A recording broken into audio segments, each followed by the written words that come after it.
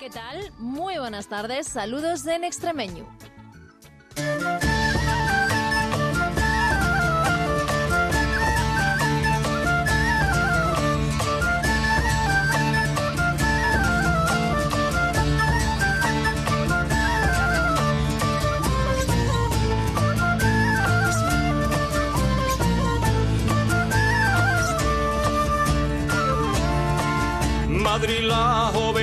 Madrid las ovejinas se han ido pa'l tribu, y el pastor que la guarda se ha quedado dormido. Porque yo, porque yo, ya, porque yo, porque verlo va.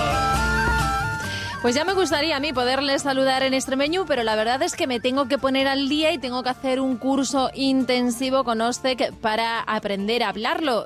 Hoy, además, se hace especialmente importante que todos entendamos y reconozcamos esta lengua minoritaria que ya es considerada lengua minoritaria en Europa. Por eso hoy hablamos de esto, por eso hoy hablamos con Daniel Gordo, presidente de OSTEC. Muy buenas tardes.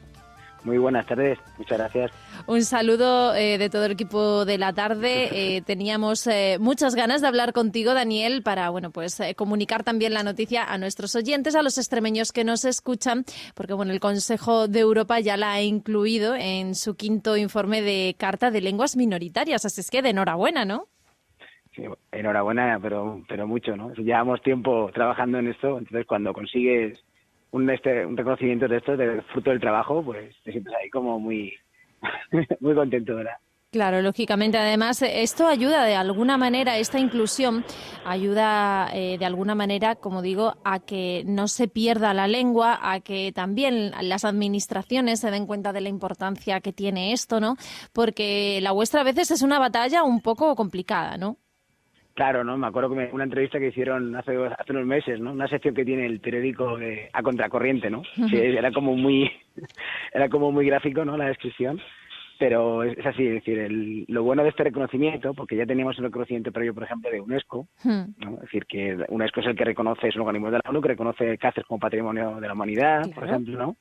Y tiene un catálogo de las lenguas en peligro del mundo. Y ahí estábamos, por ejemplo, ¿no? Hay otros organismos como el SIL, que también es muy importante, pero la diferencia de este reconocimiento, de esta reconocencia del Consejo de Europa, es que el Consejo de Europa sí, de alguna forma, insta o recomienda ya a que las autoridades, a que las instituciones ya se lo tomen un poco en serio y decir, oye, es un patrimonio que es de todos y esto hay que ponerlo en valor y hay que empezar a tomar medidas para que no se pierda, ¿no?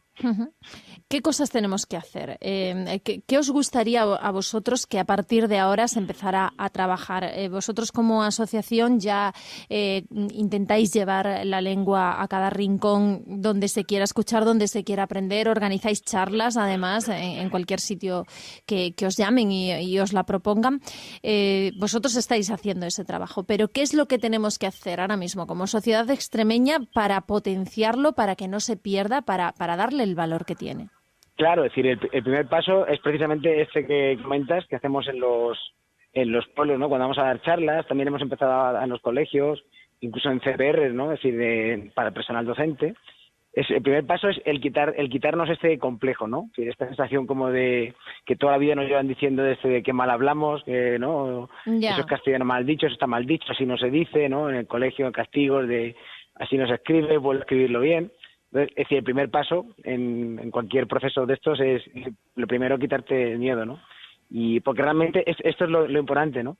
Que la percepción que tenemos, ¿no? Cuando vamos a los pueblos y por ahí, es que a nadie le parece impuesto, a nadie le parece como inventado, sino que ves que la gente lo que hace es recordarlo, ¿no? Realmente lo que está haciendo es como recuperarlo y recordarlo.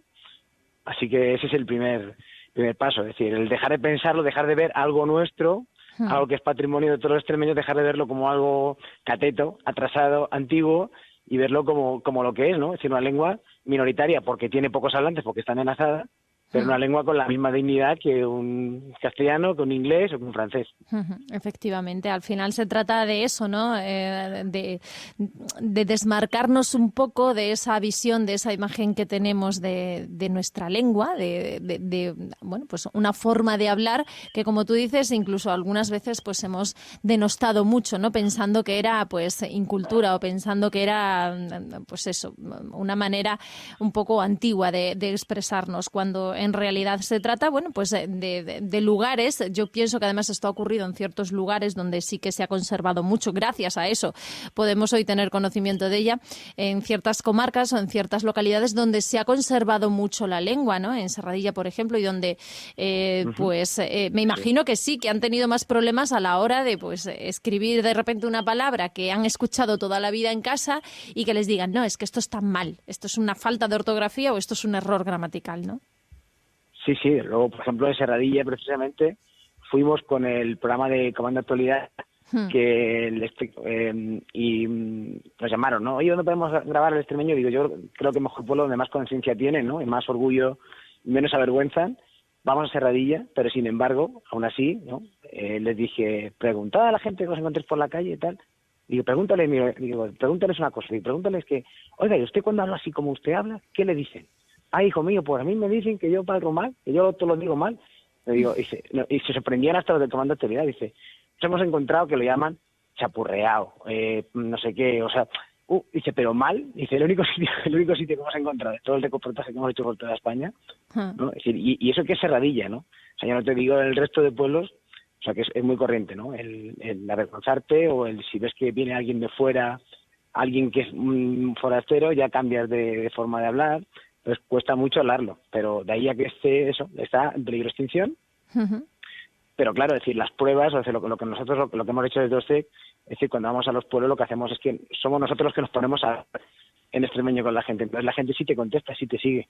Si tú pretendes que la gente, así en frío, ¿no? Si yo te pongo un micrófono, como ayer los compañeros de vuestro de televisión, ¿no? Que me decían, oye, tenemos que preguntar aquí a la gente en Cánovas, tenemos que preguntarle que diga algo en extremeño. Digo, pues es que se van a quedar bloqueados. Claro. O en Castú, no te van a decir nada. Entonces les dije, mira, yo os doy 10 palabras que todos sabemos, ¿no? Que es como antiel, o changao, o una pitera, que todos sabemos lo que significa, ¿no? Y que en castellano no existen.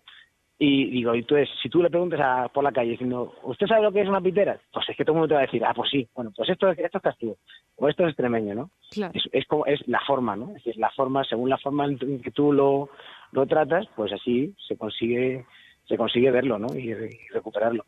Además, es que es esto que comentas, ¿no? Muchos de nosotros conocemos palabras y utilizamos palabras en extremeño y no sabemos que proceden precisamente de esta lengua minoritaria. Pensamos que nos sorprendería ir al diccionario y no encontrar pitera, por ejemplo, a muchísimos extremeños, estoy segurísima, claro, porque no saben cuál es el origen y porque no conocemos realmente en qué consiste nuestra lengua, cómo se habla y cuáles son las palabras que la componen.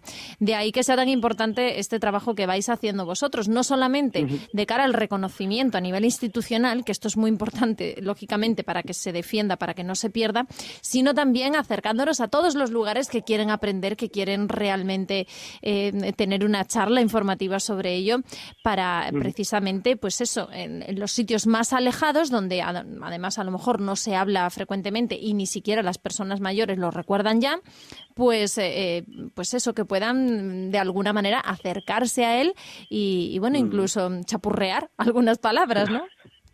Claro, es decir, tenemos esto, se nota según la zona a la que vas, ¿no? Por ejemplo, hay un caso, es decir, Higuera de Albalá, un pueblo que está en Mirabete, que es decir, no es como las zonas típicas en las que supuestamente se mantiene o se habla, pero está muy bien, generacionalmente es un pueblo muy chiquinino, ¿no? Pero muy pequeñito, que decimos, y son 100 personas y estaban 80 en las charlas, que tenemos claro como todo el pueblo, ¿no? Ya. Y esto es decir, la gente joven diciendo, no me he enterado de nada, la gente mediana, ¿no? Es decir, los padres como así, y la gente mayor dice, yo me he enterado de todo. Es como hablaban mis padres.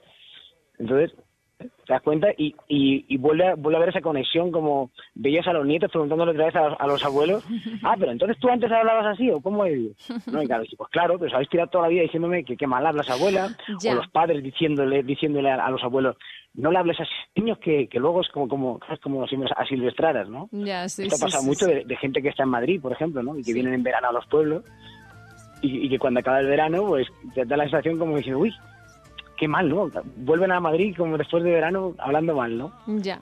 En fin, pues nada, hay que quitarnos ese estigma de encima y hay que defender el extremeño, sobre todo pues para que se conserve, para que se mantenga y para que lo conozcamos y podamos disfrutar de él. No se trata de cuestiones lingüísticas que podamos comparar con otros territorios nacionales, pero desde luego yo creo que es algo que es un patrimonio que tenemos todos los extremeños que hay que poner en valor. Por eso es tan importante y os agradecemos tantísimo que estéis trabajando en ello. Así es que muchísimas gracias, Daniel, y enhorabuena.